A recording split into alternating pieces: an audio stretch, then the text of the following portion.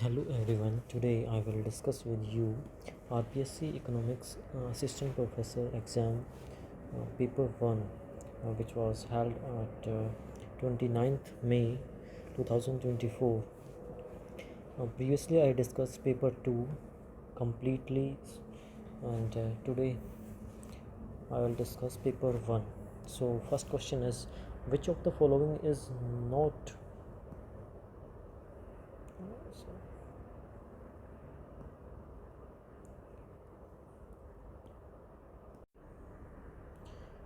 not correct about precautionary demand for money?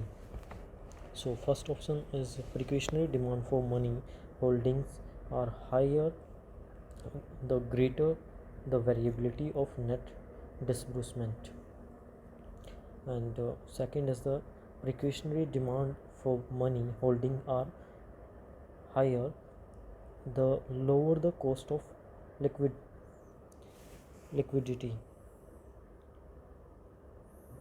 illiquidity, and third is precautionary demand for money holdings are higher the lower the interest rate, and fourth is uncertainty about payments and receipts in combination with transaction cost give rise to a precautionary demand for money. So here is the explanation. Second option is the correct answer of this question, because second statement is not correct about precautionary demand for money. So here we see the precautionary demand for money refers to holding money to safeguard against unexpected needs or emergencies. This demand is influenced by various factors such as the variability of net disbursement, the cost of illiquidity, and interest rates. So when there is more variability in net disbursement, individuals and business hold more money to prepare for unexpected expenses. So second statement, if the cost of liquidity, the cost of not having liquid money when needed, is low, individuals and businesses do not need to hold as much money for precautionary reason. Thus the statement contradicts the logic of precautionary demand. So that's why the second statement is wrong here. And the next one, why third and fourth one is correct here. When interest rates are low, the opportunity cost of holding money is lower, making it more attractive to hold money for precautionary reasons. Fourth one is the uncertainty in payments and receipts of along with transaction costs indeed increase the need for holding money for precautionary purpose. So first, third and fourth statements are true about demand for money, and second is the wrong statement here, so that second will be the right answer. Next question, second, in classical model, money neutrality indicates that the change in money supply affects only the general price level, because in the classical model, money neutrality indicates the change in the money supply affects only the general price level and not real economic variables such as real output, employment, or relative prices. The concept suggests that changes in the money supply do not have long-term effects on the real economy, but instead only influence nominal variables. That's why the general price answer will be correct here. Now the third question, consider the following. GNP estimated at current prices is the in the year 2000 is 500 billion, and the price index in base year 2000 is 100, and nominal GNP in the year 2005 is 600 billion, and the price index of this uh, for the year 2005 is 110. So the real GNP for this year, for the year 2005 will be, so the formula of real GNP will be the real GNP is equal to nominal GNP divided by price index.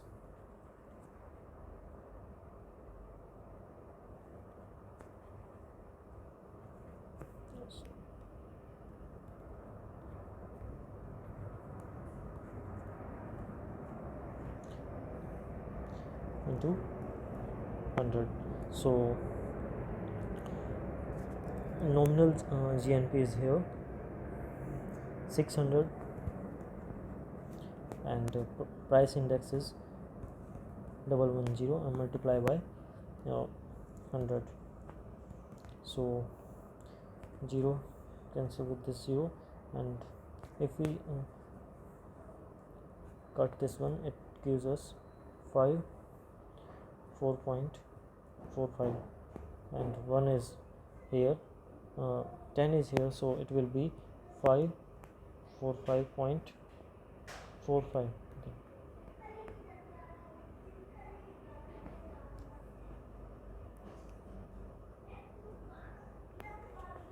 That will be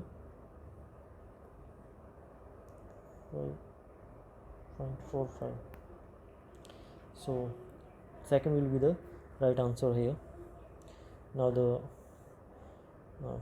fourth question is permanent income hypothesis suggests that as first option is permanent income is the average income. Second is the consumers spend their transitory income but they save rather than spend most of their permanent income. And third is the consumers spend their permanent income but they save rather than spend most of their transitory income. And these the current income is the sum of permanent income and transitory income. So A, C and D are right statement here, but C is B statement is not right. Here we can see why it's wrong about permanent income hypothesis. So about statement first, permanent income is the average income, as permanent income is understood as the average or expected income over time. And third is the C statement is because according to the permanent income hypothesis, consumers smooth their consumption based on their permanent income and treat transitory income as temporary, or often saving it. And D is the as current income can be broken down into permanent long-term expected income and transitory short-term unexpected income. So these three statements are correct, and the second one is the wrong here. So answer will be the first one. A, C, D only statements are correct. Now the next question is fifth is ISLM model. Given the IS curve, the LM curve would shift to the left if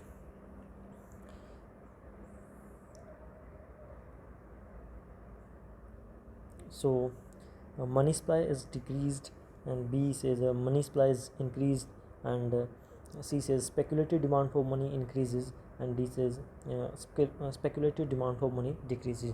So answer will be the A and C. Both statements are correct. Money supply is decreased and speculative demand for money increases. Here we can see the explanation why is a decrease in money supply reduce the quantity of money available, leading to higher interest rates for a given level of income, which shifts the LM curve to the left.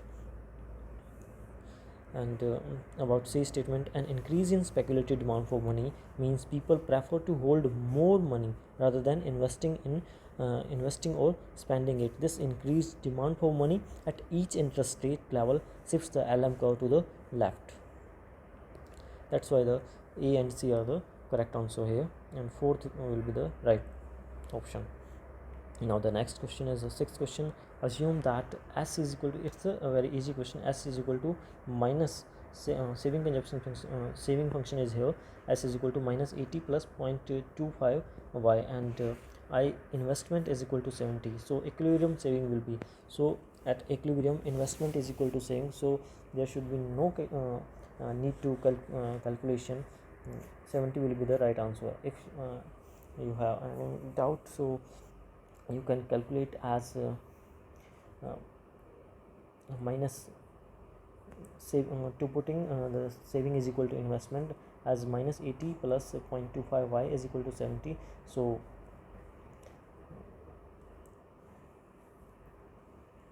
it will be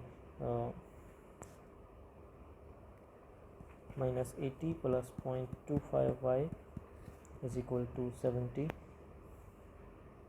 If we solve for y, 0.25, y is equal to 70 plus 80 is equal to 150, and y is equal to divide by 25 into 100 so 25 into 600, so y will be the income will be the 600, and if we put the value of y in the saving function, it will give us is equal the saving. So minus 80 plus 1 by 4 is equal to 0.25 multiplied by 600, which is value of y. So 4 is 15.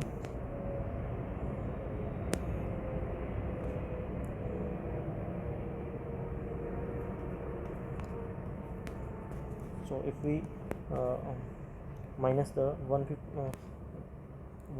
80 from 150, so it will give us the 70. So 70 will be the right answer here. Equilibrium saving will be the 70. No need to any calculation, because investment is given, so investment is always equal to saving. So the next question is seventh question. If annual labor income is YL and years of working life is WL, then following formula belongs to which consumption hypothesis? So this is also a very easy question. We all know, and the formula of life cycle hypothesis, which is given by Franco Modigliani. So the life cycle hypothesis developed by Franco Modigliani suggests that individuals plan their consumption and savings behavior over their lifetime. They aim to smooth consumption by saving during their working years and saving during retirement. The formula given reflects this idea by linking consumption to income and the number of working and retirement years. So answer will be the second option here. Now the next question is eighth question. Which theories are future oriented consumption theories? So relative income and permanent income theories. Second is permanent income and life cycle theories, and third is life cycle and absolute income theories, and fourth is absolute income and relative income theories. So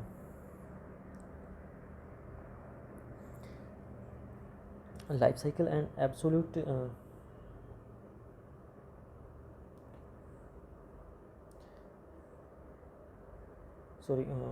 permanent income and life cycle theory are the future oriented consumption theories. Here is the explanation.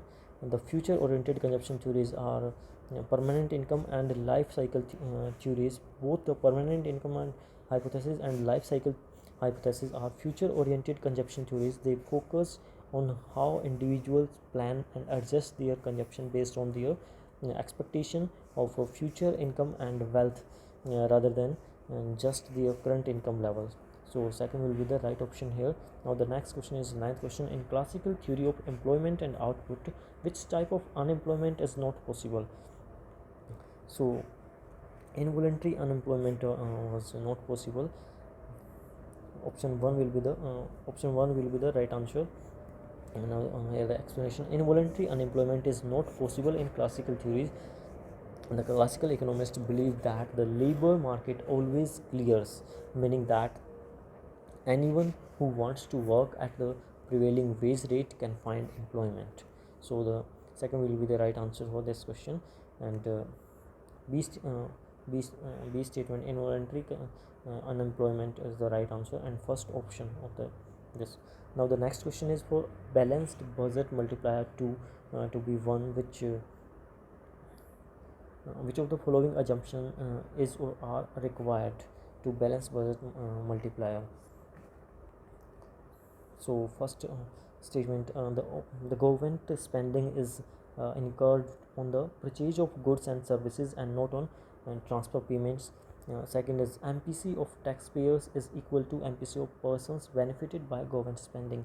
And third is the government imposes lump sum tax and not proportionate to income tax. And D is there is no adverse impact of government spending on private investment. So A, B, and D statements are assumptions are correct here about the balanced budget multiplier. You can see the explanation. For the balanced budget multiplier to be 1, it is essential that government spending directly impacts aggregate demand and spent on goods and services, and the marginal propensity to consume MPC among taxpayers and recipients of government spending must be equal, and government spending does not negatively impact private investment. This condition ensures that the increase in government spending is matched by an increase in aggregate demand, while the tax increase needed to fund the spending does not lead to a net decrease in private consumption. Assumption C regarding lump sum taxes simplifies the analysis but is not essential for the balanced budget multiplier to be 1. So instead A, B, and D are crucial to maintaining the balanced budget multiplier at 1. So third statement is the wrong here, and A, B, and D are the correct. So first option will be the correct answer of this question. Who used the term Pigou effect for the first time? So first time the Pigou effect term used by Don Pentinkin. First option will be the right option answer here. The Pigou effect, named after the economist Arthur C. Pigou, AC Pigou, we can say, refers to the theoretical relationship between the real balance of money and consumption. It posits that a drop in the price level increase the real value of money, money holdings, leading to a higher consumer spending and consequently increase aggregate demand, which can help to pull an economy out of depression. While A.C. Pigou introduced the underlying concept, he did not use the term Pigou effect himself. It was Don Pentinkin who coined the term Pigou effect in 1948. Article Price Flexibility and Full Employment, and later in his influential book Money, Interest and Prices, 1956. Money, Interest and Prices, which was published in 1956. Pentinkin used the term to discuss and build upon Pigou's idea about the relationship between wealth effect and consumption during economic downturns. So the answer will be the first one here. Now the next question is 12th question. Which of the following is correct in case of liquidity trap? So speculative demand for money becomes nearly vertical. These increments to wealth would be held in form of money, and third is there is a general expectation of capital losses on bond that outweigh interest earnings. So option B and C are correct here, and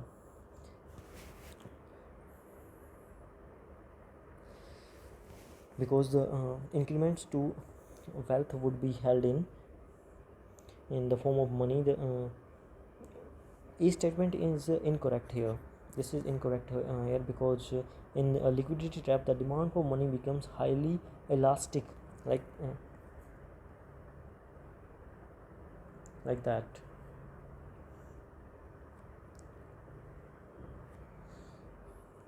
and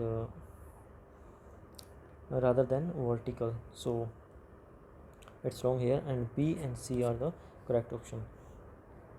Now the next 13 question is which of the following is true about menu cost under the imperfect competitive market? So a small deviation of price from the optimal price causes a small and negligible swing in demand and correspondingly no change in profits. Second is the small menu cost changes will be bigger than potential profit changes, and third is a small menu cost will have negligible impact on profit changes, and fourth is a small deviation of price from the optimal price causes a huge swing in demand and correspondingly huge swing in profits. So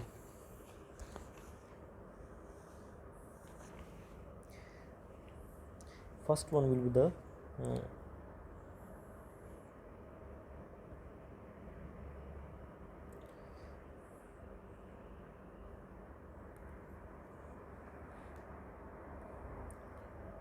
right answer here.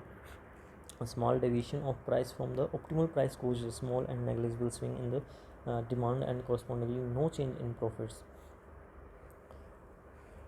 Here is the explanation. This is why it is true.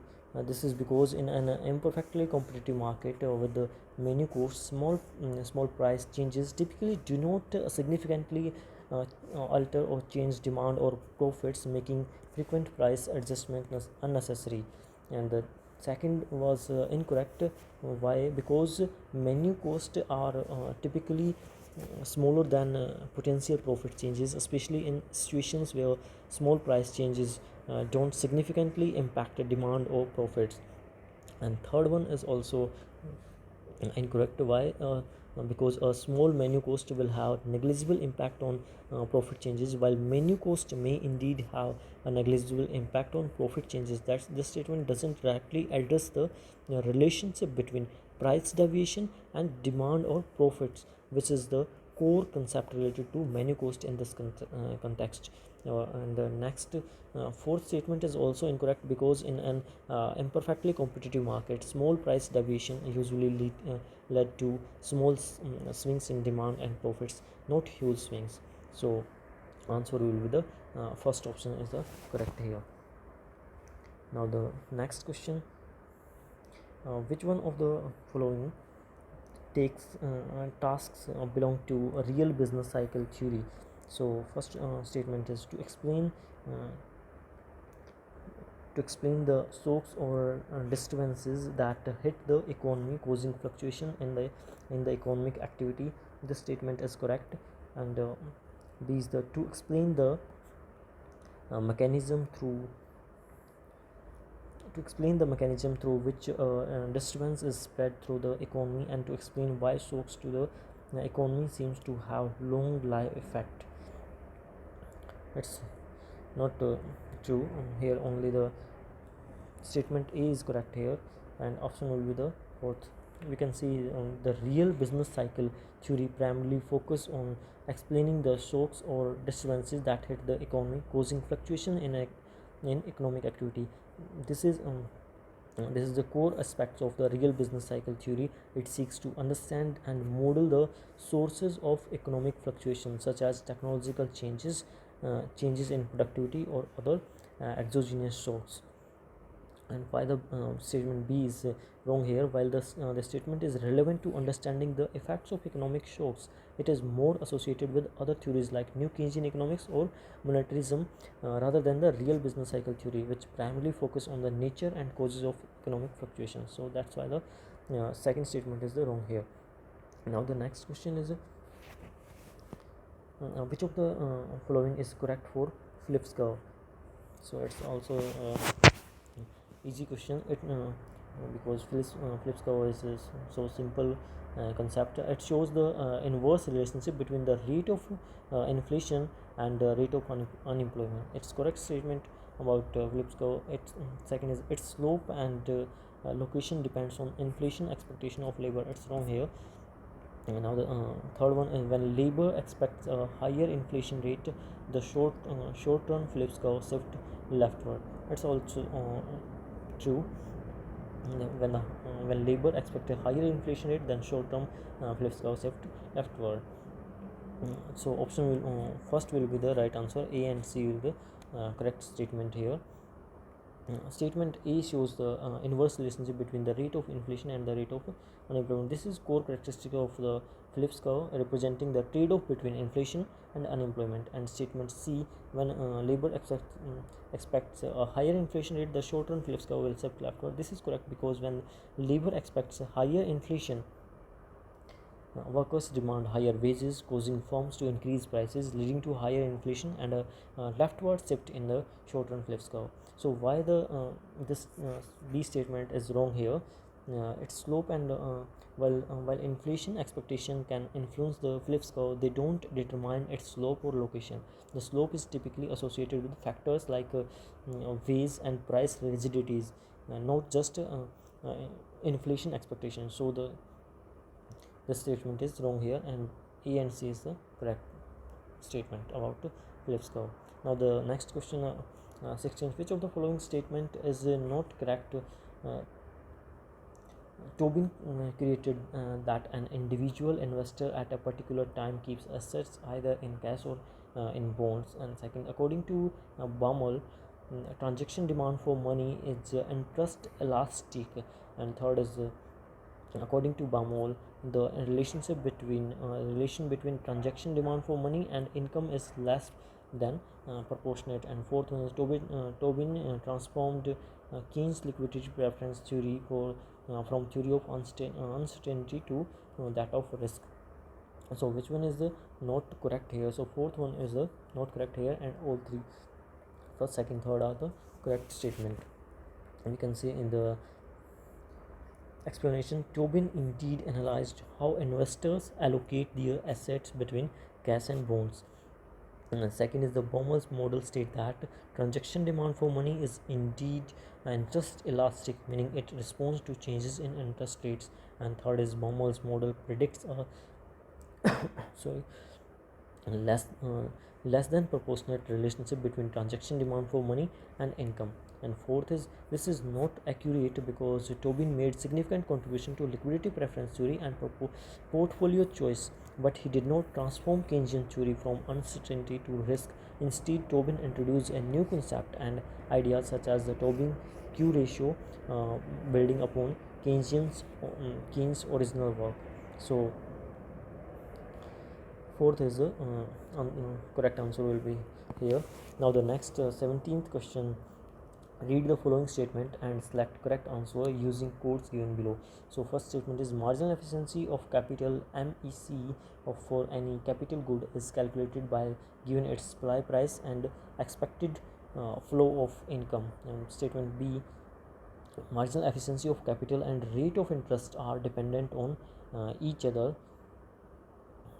It's third is the if marginal efficiency of capital is more than rate of interest, invest will be profitable. So A and C will be the right statement, correct statement here, and B is the not correct.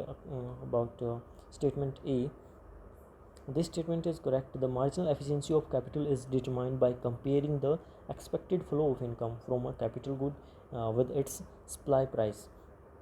And about statement B, why it's wrong, incorrect? While they can influence each other in economic, marginal efficiency of capital and rate of interest are dependent on each other. While they can influence each other on other in economic decision making, they are not inherently dependent on each other. That's why this statement is wrong, and A and C are correct. Why C is correct?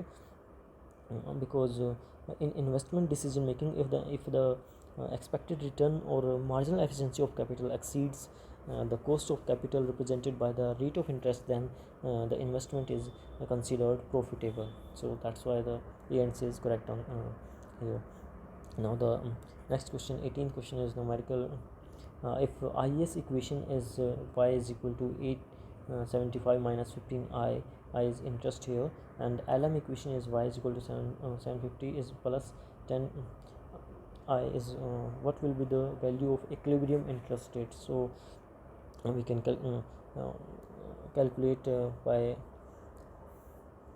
equalize both the equation. IS is equal to LM, because equilibrium will be there when IS and LM curve intersect each other.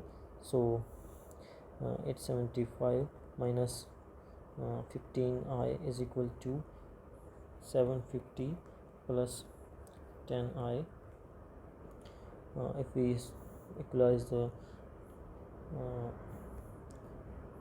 minus 15i plus minus 10i equal to 750 minus 875. So it will give us 125 minus, and it gives us minus minus plus 25 I. So minus cancel with this minus, and I is equal to 125 divided by 25 is equal to 5. So I will be the 5 here. This is the right answer here. Second option will be the right, 5%. Interest rate is 5% here. Now the next question is 19th question. Consider the following equation. GW measures the wage inflation, uh, which is equal to minus epsilon.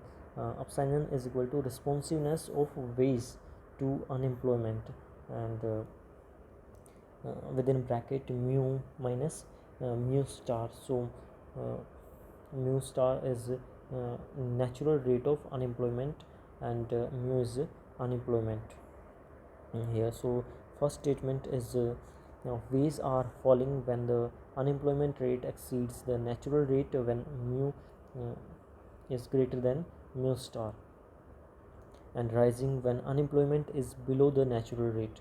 And second statement, mu minus mu star is called the unemployment gap. So both statements are correct here. Now the next question is 20th question. Which one sequence indicates the mechanism of a real balance effect? Statement A, people will accurately purchase more than they did before, and these real value or purchasing power of money balance increases. C is when economy goes into recession or depression, wage and prices fall, and this increase in demand will lead to a rise in output and employment level. So which one is correct here? Correct sequence. So it's already in a sequence A, B, C, D is the right answer here. Correct sequence here. We can see here the explanation. People will actually purchase more than they did before. The real balance effect suggests that when the real value or purchasing power of money balance increases, individual and firms tend to spend more because they feel wealthier in real terms. This increased spending leads to higher consumption and purchasing levels than before. So the next one, real value or purchasing power of money balance increases. This is an initial trigger of the real balance effect. It occurs when there is either a decrease in the price level or an increase in the money supply, making each unit of currency able to purchase more goods and services in real terms. So third is when the economy goes into a recession or depression, wages and prices fall. Economic downturns often lead to lower wages and prices as businesses cut costs, and demand for goods and services as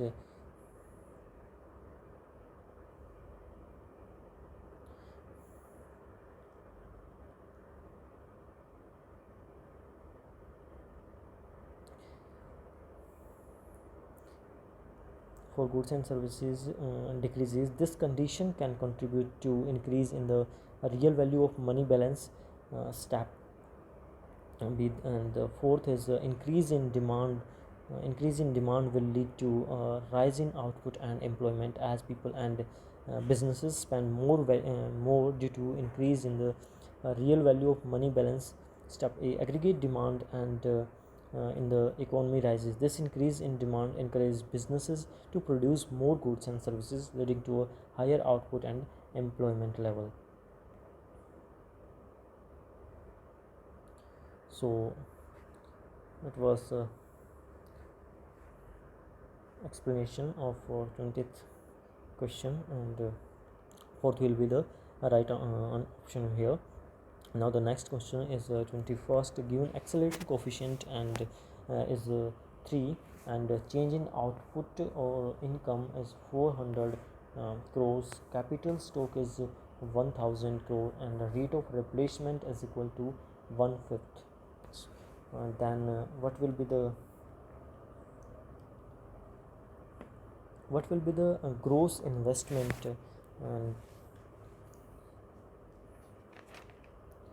so gross investment is equal to change in output or change in income multiply by accelerator coefficient. So change in output is what? Change in output is 400, and multiply by accelerator coefficient is here 3. So gross investment will be is equal to 1200 crores. So fourth option will be the right answer here. Now the next question is the biggest component of reserve money in India as the bankers deposit with RBI, but also currency in circulation. But the most appropriate answer is here second, bankers deposit with RBI. Here is the explanation. Reserve money, also known as the monetary base or high powered money, indeed includes currency in circulation and bank reserves. Deposits held by commercial banks with the central bank, while currency in circulation is a significant component of money supply in terms of volume and public uses. In the context of reserve money, the portion held by commercial banks as reserves with the central bank, bankers deposit with RBI is often considered this the biggest component. This is because bankers deposit with RBI represent the portion of reserve money that directly impacts the banking system's liquidity and lending capacity. So second one is the right answer here. Bankers deposit with RBI is the biggest component of reserve money in India. Now the next question is 23rd. Consider the following statement regarding Tobin's Q theory of investment. So first statement is investment in a firm is expected to be higher in the future when the value of Q ratio is larger than 1. So this statement is correct. According to Tobin Q theory of investment, Q ratios greater than 1 suggests that the market value of a firm's assets exceeds the replacement cost of those assets. In this case, firms are incentivized to invest more because they can create value by investing in additional capital. Now the second statement, it induces firms to undertake a net investment even when Q ratio is less than 1 in the present. This statement is incorrect here because Tobin Q theory does not encourage net investment when the Q ratio is below 1. In fact, a Q ratio below 1 implies that the market value of a firm's assets is lower than the replacement cost, which may discourage firms from investing, as indicates potential inefficiencies or overvaluation of assets. So fourth one will the right answer here is the A statement is the correct. And now the next 24th question, if the market value of corporate financial asset is 1,50,000 rupees and the replacement cost of corporate real asset is 75,000 rupees, what will be the value of Tobin Q ratio? So here is the Tobin Q ratio formula. Market value of corporate financial asset divided by a ratio of cost of corporate real assets. So Tobin Q ratio is so market value of corporate financial asset is given here 1,50,000, and the replacement cost of corporate real asset is here 75,000 given. So if we calculate it, it will give us 2. So answer will be the second here. 2 will be the Tobin Q ratio. Now the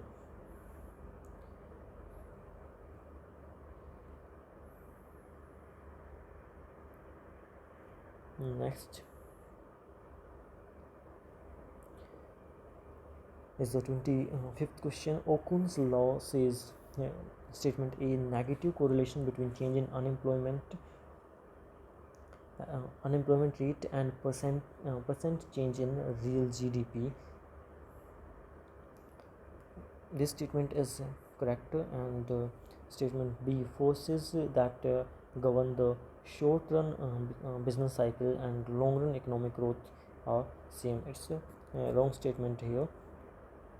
We can see here Okun's law states a negative correlation between the change in the unemployment rate and the percentage change in the real GDP. Specifically, it suggests that for every 1% increase in unemployment rate, there is an associated decrease in the real GDP growth rate by approximately 2 to 3%. And why the second statement is wrong here?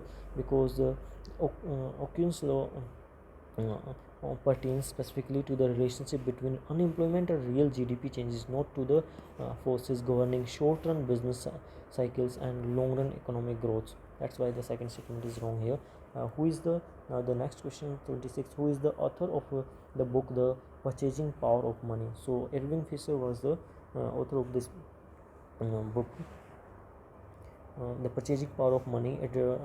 Its determination and relation to credit, interest, and crisis by Irving Fisher, assisted by Harry G. Brown. Now the 27th question, which of the following is correct as a result of policy intervention with respect to crowding out effect? So we find the correct result as ISLM and IS and LM curve are vertical, and increase in government spending will shift it rightward and increases income level. And statement 2,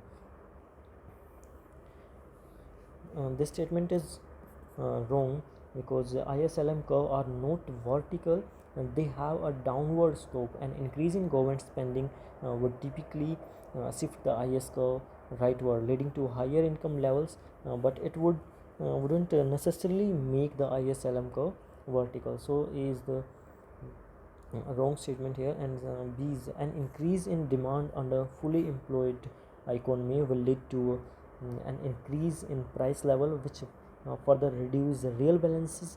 This further shifts LM curve to the left and raising interest rate until the initial increase in aggregate demand is fully crowd out. So second statement is the right statement here.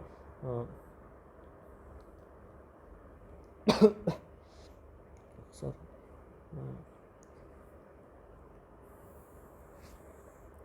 so answer will be the first one.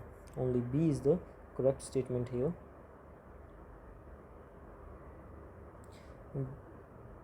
The second statement describes the correctly describes the crowding out effect. When there is a full employment in the economy and government spending increases as part of policy intervention, it can lead to an increase in demand, which in turn increase the price level. This increase in price level reduce real balances, shift the LM curve to the left, and raises the interest rate, effectively crowding out the initial increase in aggregate demand. So now the next question, 28th question. In his analysis of interaction between multiplier and accelerator business cycle model of Samuelson assumes statement is no excess production capacity. First statement is wrong here. First statement is correct here. And 1 year lag in income and consumption is right here. Second is the third statement is 1 year lag in investment and consumer demand. So this one is third statement is wrong.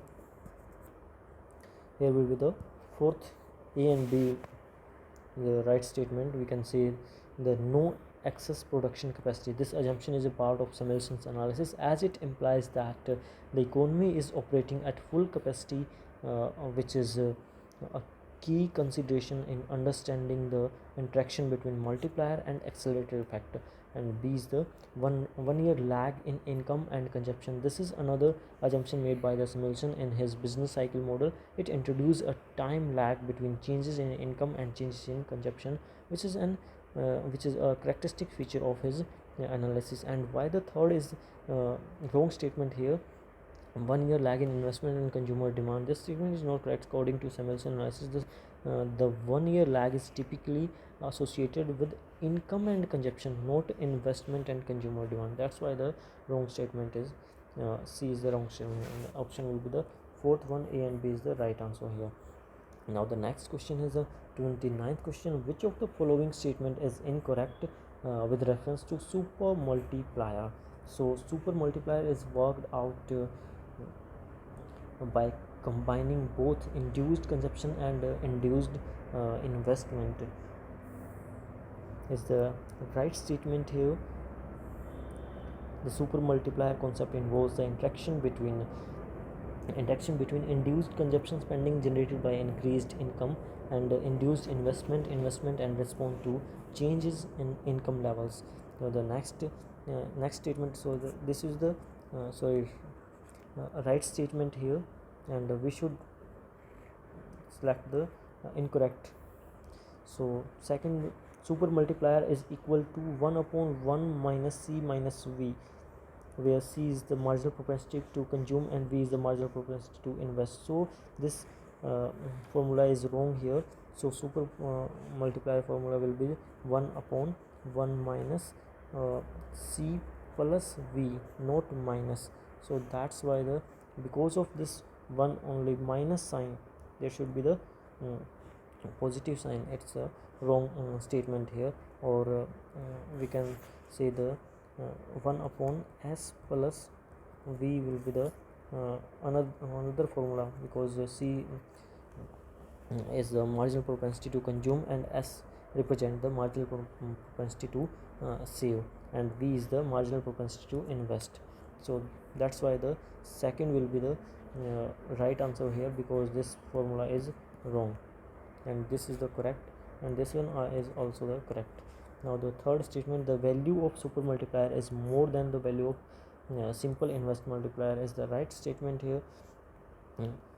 The super multiplier, which combines the effects of consumption and investment, is generally larger than the simple investment multiplier, which only considered induced consumption. And the fourth statement, the concept of super multiplier is given by J.R. Hicks, is also true.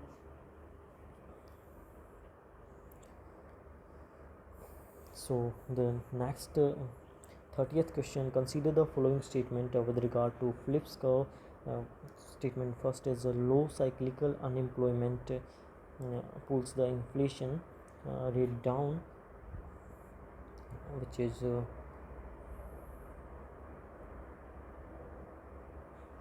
wrong statement here, and B is the beneficial supply shock causes inflation to fall, is the right statement here.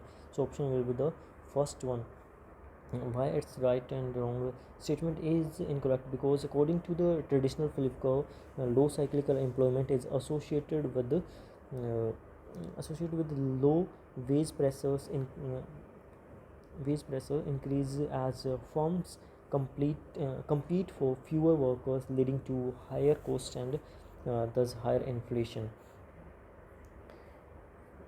And why the second B statement is right here, because a beneficial supply shock such as technological improvement or a drop in oil prices increase the overall supply of goods and services, which typically leads to lower prices and thus lower inflation. So that's why the second statement is right, and option B will be the option 1, and statement 1 will be the statement B will be the correct here. Now the 31st question and the last question for today, which of the following is incorrect about money multiplier?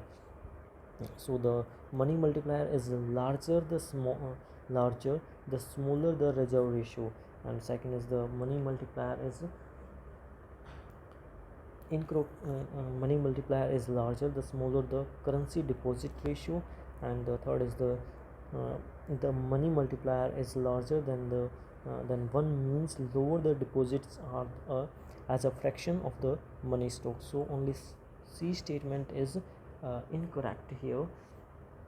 C is the incorrect here only, and A and B are the correct statement. We can see the explanation here. The money multiplier is inversely related to the reserve ratio. A smaller reserve ratio means banks can lend out more of their deposits, leading to a larger money multiplier. And statement B is the currency deposit ratio refers to the proportion of money held by the public in the form of currency rather than deposited in banks. A smaller currency deposit ratio means more money is available for banks to lend, increasing the money multiplier. And third statement is incorrect because a money multiplier larger than one actually indicates that banks are creating more money through lending than the initial deposits. It doesn't directly relate to the fraction of deposits in the money stock. So that's all about the today. We discussed 31 question.